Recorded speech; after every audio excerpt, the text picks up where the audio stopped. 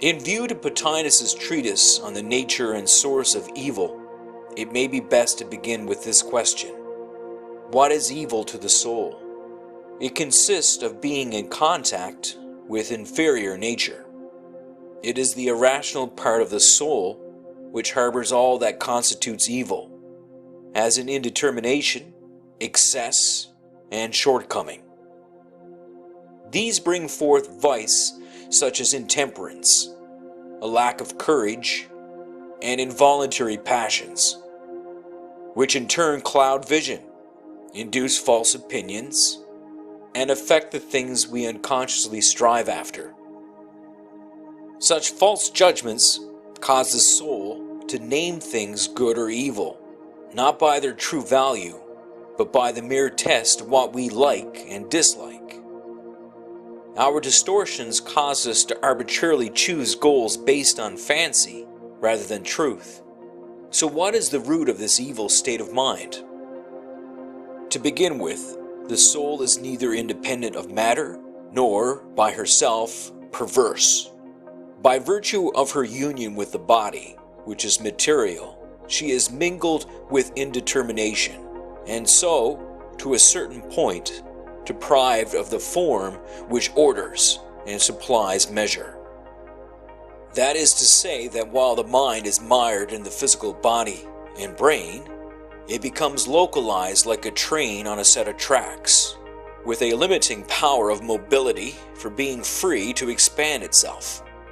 At this level, the mind or soul loses its capacity to be present everywhere at once, and it becomes difficult for her to recollect her original omniscience. Its function becomes reduced to an artificial intelligence, a network of diversified algorithms per se, basically an advanced computer.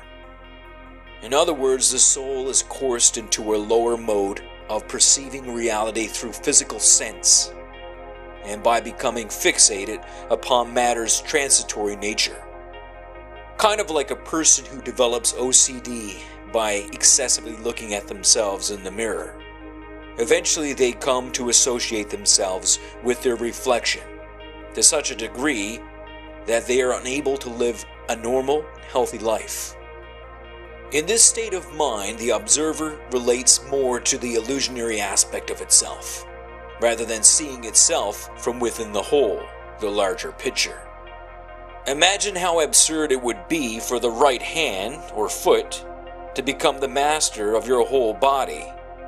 It is just as evil if a particular obsessive or erroneous thought were to control your mind. So in a way, the soul becomes attached to its organism, forgetting its original abode, and making matter, under the spirit of compulsion, its permanent alien residence. The objective becomes subjective. The object and subject are no longer one and the same. The program becomes the programmer, and continues to repeat the same fragmented program again and again, until it realizes that it has the power to be uploaded. Then the partially awakened mind makes corrections in its conduct and cognitive processes. It begins to detect and remove viruses in its hardware, so to speak. Such evil, or vice, or viruses corrupt the system. They prevent us from recovering God, good, orderly directive. Without a referential point to put matters in proper alignment, we fail to aim and accomplish first things first. Ideal goals fall to the wayside, and evil takes root as weeds to choke out that which yearns to live. Now the soul's good repels evil by virtue, as intelligence assists the body in healing infection.